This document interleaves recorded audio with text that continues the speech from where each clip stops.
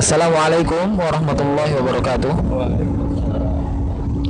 Alhamdulillahi hamdan katsiran tayyiban mubarakan fih kama yuhibbu rabbuna wa yardah. Wa asyhadu an la ilaha illallah wahdahu la syarikalah wa asyhadu anna Muhammadan abduhu wa rasuluh. Sahabatku dimanapun berada, mudah-mudahan senantiasa diberikan kesehatan dan keberkahan oleh Allah Subhanahu wa taala. Alhamdulillah kita sekarang sedang berada di perjalanan di tengah lautan ya, dari pelabuhan Bakahuni menuju pelabuhan Merak, dan nantinya kita akan ke Bandung. Mungkin akan sedikit berbincang dengan guru-guru kita. Sini ada Ustaz Deden dan Ustaz Asim mengenai makna kehidupan. Ustaz, makna kehidupan kan setiap kita ditanya mungkin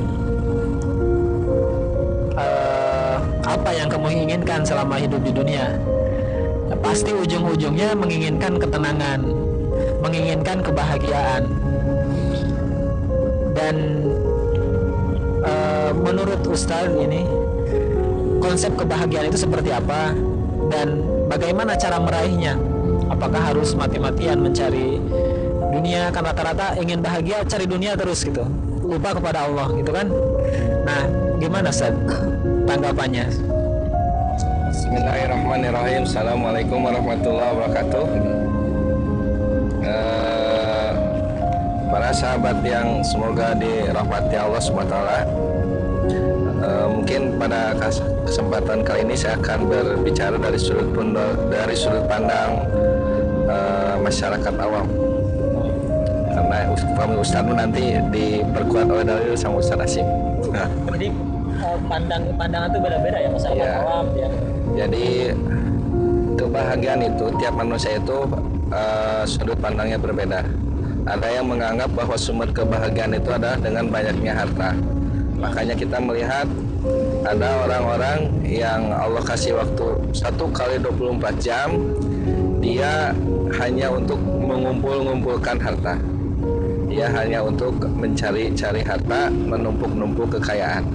Karena dia berpandangan bahwa sumber kekayaan itu adalah berada di harta benda atau berada di materi. Ada juga orang yang beranggapan bahwa sumber kebahagiaan itu adalah kebebasan. Makanya kita lihat contohnya kalau di Bandung itu ada anak-anak Vespa ya, motor butut, jarang mandi kan, pergaulannya bebas gitu kan, nggak punya uang, mereka bahagia karena bagi mereka sumber kebahagiaan itu adalah kebebasan. Makan apa? Wis kumpul ya. Karena bagi mereka kumpul ya, seperti itu. Dan ada juga orang yang berpendapat bahwa kebahagiaan itu ketika dia menjadi seseorang yang terkenal. Artis ya, artis mungkin ada yang bahagia dan tidak bahagia. Bahkan kita lihat ada orang yang cari-cari supaya viral ya, dia melakukan sesuatu yang kita anggap itu konyol gitu kan. Tetapi karena dia menganggap bahwa sumber kebahagiaan itu adalah popularitas, gitu, maka dia akan melakukan segala hal yang bisa mengerek popularitasnya. Kita lihat sekarang kan dikit-dikit viral ya. Ada orang yang sombong dengan kekayaannya kan sempat muncul itu viral. Ada Mang Odading ya, viral seperti itu. Padahal dari segi isi itu tidak ini, kurang bermanfaat. Dan ada juga orang yang menganggap bahwa sumber kebahagiaan itu adalah ketika kita merasakan dekat dengan Sang Maha Pencipta. Karena dia menganggap semua yang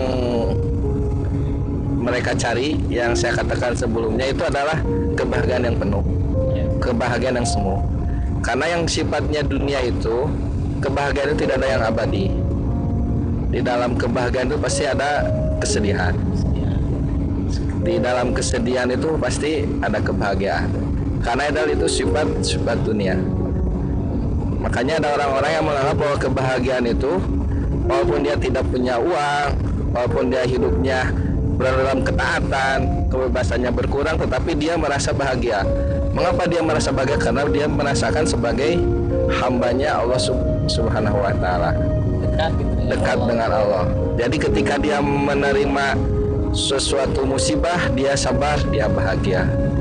Dia menerima suatu nikmat, dia syukur, dia bahagia.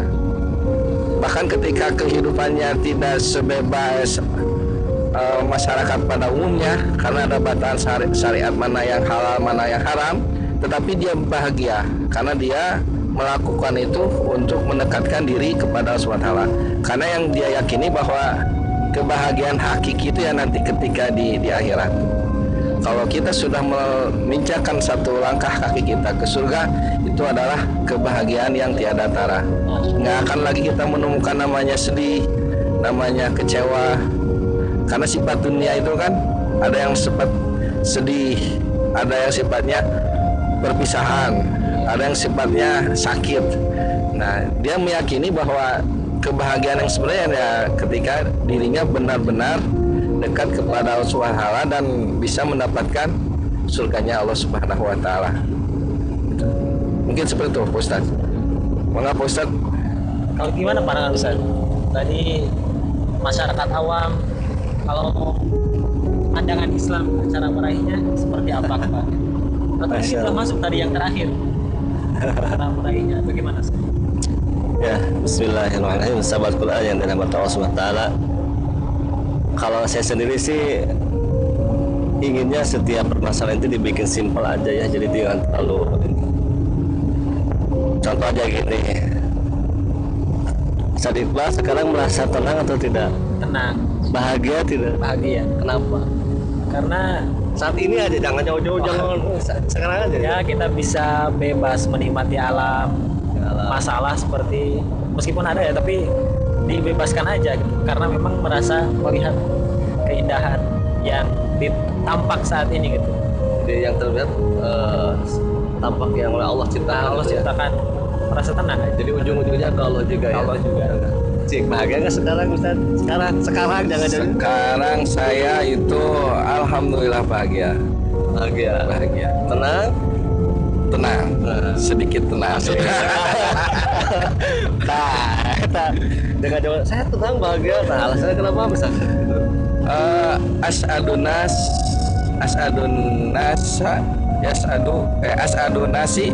nasa.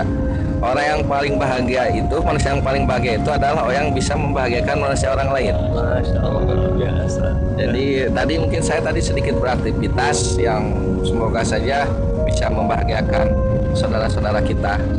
Itu karena sebaik manusia yang paling bahagia itu ketika bisa membuat manusia yang lainnya bahagia. Nah itu mungkin. Walaupun ya sedikit gak bahagianya ini kekurangan bekal. Udah 5 hari berpisah dengan keluarga, ada sedikit kerinduan. Baiknya dari jawaban sedikit kurang tenang. Oleh-oleh nanti. Masya Allah. Nah sekarang kalau misalkan kita duduk di sini, karena merasa aman, tenang, bahagia. Merasa gimana? Kalau bandingkan kalau misalkan kita menyeberang lautan Sulawesi ini pakai ketek yang kemarin, kira-kira perasaannya gimana? Pakai kata kemarin khawatir. Khawatirnya apa? Sinti kelebuk? Sinti kelelep. Khawatirnya berbagai masih banyak potensi. Sieun maut tuh. Kalau maut itu tesien, tapi tapi bekal sesudah kematiannya saya masih perlu banyak tak. Nah, kalau masalah kematian itu suatu keniscayaan. Kalau kematian semua akan mati. Takut dan tidak takut, berani dan tidak berani, pengecut maupun pemberani ya pasti akan merasakan. Tetapi yang dikatakan adalah bekal apa? Ya, kematian. Kalau misalkan Ustaz Iqbal nih ada rasa takut nggak? Takut jatuh atau tenggelam ini?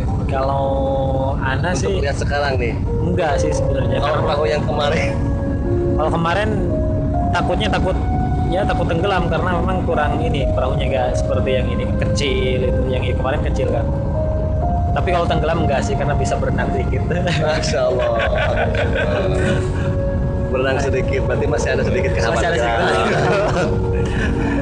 seperti kita misalkan naik tebing ya, naik tebing. Ada 3 pilihan. Satu pakai seling baja, kedua pakai tali plastik atau rapia, ya. Ketiga pakai kain yang digulung-gulung. Kira-kira milih yang mana? Yang pertama. Sama yang pertama. Kenapa pilih yang pertama? Karena rapia juga sama tali. Kemudian itu juga sama tali yang di. Tapi yang pertama itu lebih kuat kan, pakai baja. Ya. Kenapa merasa lebih kuat? Karena ya baja gitu. Beda sama rapia. Rapia kan ditarik juga bisa ini ya, bisa putus. Betul. Jadi lebih tenang yang pakai seling. Saya pilih yang mana? Misalnya rapia ya, Mas. Saya nomor 1 karena ya seperti itulah, secara hukum itu lebih mendekati kepada keselamatan dibandingkan dengan tali rapia yang rapuh. Ada tenang juga ya. Tenang, masya Allah. Nah mungkin bisa gambar setiap orang persepsi mengenai kebahagiaan itu berbeda-beda ya. Kalau kita semuanya, kalau saya sendiri berpendapat ya, sebagian dalam Quran kan ada kalimat wala khaufun alaihim wala hum yahzanun. Jadi itu kebalikan dari kebahagiaan itu. Kalau tidak ada rasa takut, kemudian tidak ada rasa bersedih hati, itu ciri-ciri orang itu sedang berbahagia. Makanya Profesor ke belakang, kenapa tidak ada kata khauf dan yahzanun?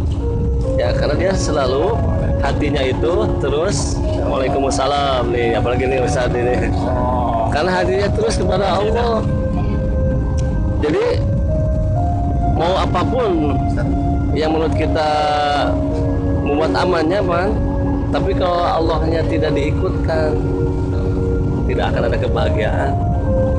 Hal itu yang membuat kita tenang. Nah, kalian kan tenang. Ya sudah, ini safety. Sudah. Tapi tidak hanya cukup itu. Tetap Allah yang berkehendak ya.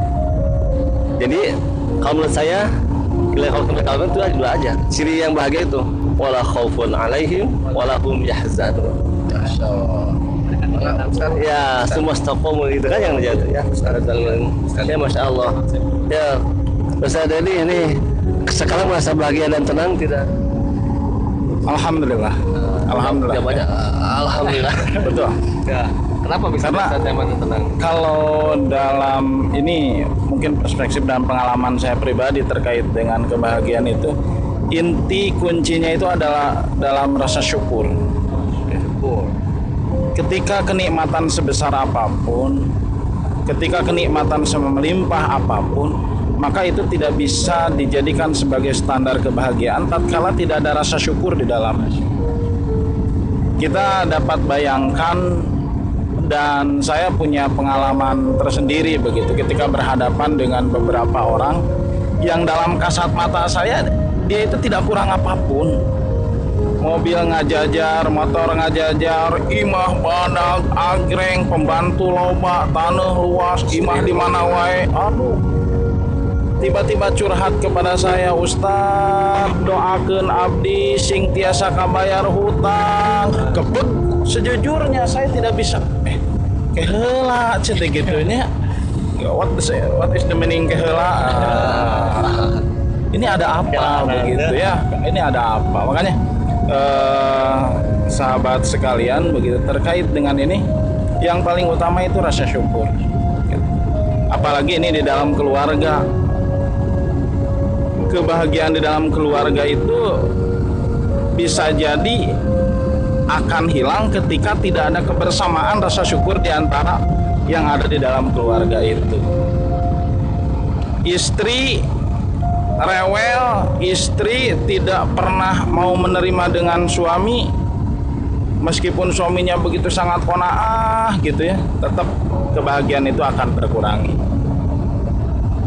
Istri begitu sangat solehah, istri itu begitu sangat bisa menerima dengan apapun kondisi yang terjadi, suami tidak bisa menerima, hilang juga. Jadi harus ada dua-duanya. Makanya ini mungkin bagi sahabat-sahabat yang belum menikah, ya mudah-mudahan Allah berikan pasangan hidup yang klop ya. Amin. Bisa Amin. bersyukur keduanya sehingga bisa merasakan ini. Bagi seperti saya yang sudah Aminnya berkeluarga ya, beda. Iqbal aminnya beda. Ustaz Iqbal beda. Ustaz Iqbal aminnya. Dengan ini beda. bagi yang sudah berkeluarga seperti saya juga mudah-mudahan kita selalu diberikan hati yang tenang, tentram dan bisa menerima serta bersyukur atas segala apapun yang Ya. diberikan oleh Allah Subhanahu wa taala. Tetap ya. Walaupun ini kembali ke yang tadi, khaufun alaihim walahum yahzanun. Ya. Dia nggak takut karena menerima gitu. Iya. Dia tidak bersedih karena yakin gitu Allah yang ngasih rezeki kepada Makanya jangan setiap sampai orang. apapun yang terjadi dalam kehidupan kita ini, termasuk juga jangan merasa khauf dan yahzanun selama di kalbu kita, di kalbu Iqbal terutama Ustaz Iqbal masih ada Allah. Iqbal pengen yang seperti apa silakan. Oh ini jadi jodoh ya. Ya kan semua orang juga gitu kan. Setiap orang untuk kebahagiaan itu ya seperti tadi nih. Terus tadi bersyukur. Itu baru awal jasanya bersyukur. Alhamdulillah nih kemarin semalam tiba-tiba ngececes mati ya. Awalnya gimana ya? Nah itu ada Ya manusiawi lah ya. khauf. Ya masih itu khauf kan. Udah ada jarum. Wah, tuh mau bisa balik makan di kampung kene. Kampung kene. Akhirnya menepi karena kapal. Ya, ayo zikir. Makanya guru-guru kita selalu langsung diarahkan ke sana ya. Ala bizikrillah tatmainnul qulub, supaya tenang gitu. Ingat kepada Allah. Jadi apapun seberat apapun masalahnya sebenarnya sih berat tidak berat kan, Allah tidak akan memberikan cobaan kepada orang yang sesuai dengan kemampuannya. Tidak akan mungkin Allah memberikan itu, pasti dia mampu. Nah, jadi tinggal mungkin misalnya ayeuna jelma kehilangan motor, jelma leungit mobil lamun teu boga mobil. Matak leungit mobil ge kusabab jelma teh mampu jeung boga mobil. Gitu kan. Jelma ayeuna misalkan kehilangan uang, masih matak leungit, oke, berarti memang sebetulnya dia itu artinya bahwa ujian itu sesuai dengan kemampuan. Dan untuk boga mobil mau kalengitan mobil dan siga saya teu boga mobil hari Lagi kelengitan motor maksudnya. Iya. insyaallah mudah-mudahan we kalau tentang Makanya ada sering ini kata guru kita ya. Jadi kalau dunia itu jangan simpan di hati. nah betul Dunia Ya, kalau jangan simpan di hati kalau dunia yang di itu. dunia fi Lihat teori. Nah, akhirah teori tukang parkir tadi kan. Ini mungkin setiap bolak-balik di bawah tuh kan, oh ya buat mobil mewah dan sebagainya. Ketika setelah beres pergi ada aja. Tidak merasa rugi, suka entong lebar eta mobil enggak kan? Parkir itu hanya penjaga aja gitu ya. Ya, jadi bisa seperti itu aja dunia itu jangan dijadikan. Ini kenapa ada rasa khauf dan yahzan itu karena mereka simpannya salah gitu. Dunia simpannya di sini. Titik fokusnya salah. Salah. Makanya kenapa masih tenang aduh. Can boga masih di sini. Jadi obsesi terbesarnya itu bukan dunia. Nah, Kata Rasulullah, barang siapa kan jadi yang obsesi terbesarnya dunia, mangkanat dunia hammahu, barang siapa obsesi terbesarnya dunia, ya ja'allahu faqrahu baina yadayhi. Baina ainaihi, afwan. Maka Allah akan menjadikan kefakiran di kedua pelupuk matanya. Ya, jadi luar biasa ya ini Allah menjadikan kefakiran di depan pelupuk matanya. Apa artinya? Walaupun dia kendaraannya mentereng, rumahnya 100, mewah. oh mewah. Tetapi ketika Allah menjadikan kefakiran di depan matanya, semuanya itu serba kurang. Karena obsesi terbesar dia adalah dunia. Gak ada kebahagiaan sama sekali. Tetapi begitu sebaliknya, kalau obsesi terbesarnya akhirat, ya jallahu ginahu fi qalbihi. Allah akan menciptakan kebahagiaan. Tapi bahagianya di mana? Di hatinya. Walaupun nggak punya uang ya, nah bahagianya Allah yang menghidup, Allah yang maha kuasa untuk menciptakan kebahagiaan. Walaupun secara duniawi dia pakai mesin. Gitu Ustaz. Ya, insyaallah bisa tuh. menyambung dengan apa yang dikatakan oleh Ustadz tadi begitu ya. Satu doa yang selalu dipanjatkan oleh Abu Bakar Siddiq radhiyallahu an Allahumma ja'alid dunya fi aidina wala taj'alid dunya fi qulubina. Ya Allah, jadikan dunia ini ada di dalam genggamanku, tapi jangan pernah engkau simpan dunia ini di dalam hati. Ya. Intinya mungkin seperti itu ya. Itu doa yang selalu dipanjatkan oleh Abu Bakar radhiyallahu anhu. Gitu. Allah, Bagaimana sekarang, apakah lebih tenang? Alhamdulillah tenang Ustaz. Sekarang tinggal yakin ya, yakin, syukur, terus gak menjadikan dunia obsesi terbesar. Ya, yang intinya tadi ditambah juga tidak merasa bersedih dan tidak merasa takut dan tidak merasa sedih karena ada Allah Subhanahu wa taala di samping kita. Allah memberikan apa yang terbaik untuk hambanya, pastinya itu. Kalaupun ada ujian itu mungkin supaya kita lebih kuat lagi, lebih dekat lagi kepada Allah Subhanahu wa taala. Mungkin cukup ya Ustaz ya. Cukup segitu saja mungkin perbincangan kami. Terima kasih kepada guru-guru kita ini, Masya Allah ilmunya sangat luar biasa. Mudah-mudahan Allah memberikan keberkahan kepada mereka semua dan Allah tambahkan istrinya. Ya, itu. Amin. Mudah-mudahan Allah memberikan keberkahan, menyehatkan mereka.